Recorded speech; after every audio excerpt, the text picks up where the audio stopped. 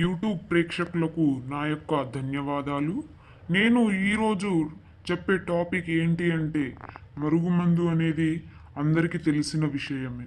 ఈ మరుగుమందు ఎందుకు వాడుతారు, ఎవరికి వాడుతారు, ఎలా వాడుతారు అనేది చిన్న సందేహం అందరికీ ఉంటుంది. ఈ మరుగుమందులో ఏమేం కలపాలి, ఎన్ని వస్తువులు కలపాలి, ఎలా కలపాలి అనేది నేను మీకు ఈరోజు చెప్పబోతున్నాను. ఈ మరుగుమందులో రెండు రకాలు ఉంటాయి. ఒకటి కడుపుకు పెట్టే మరుగుమందు, రెండవది తెలకు లేదా ఒంటికి పూసే మరుగుమందు. ఈ తెలకు బట్టలకు చెప్పులకు ఇచ్చే మందులో మూడు వస్తువులు కలపాలి.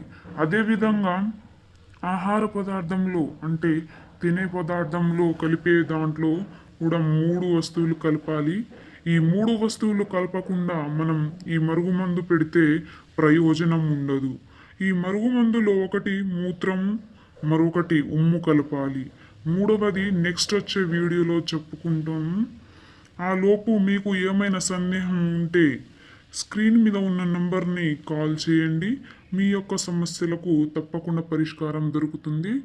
ధన్యవాదములు.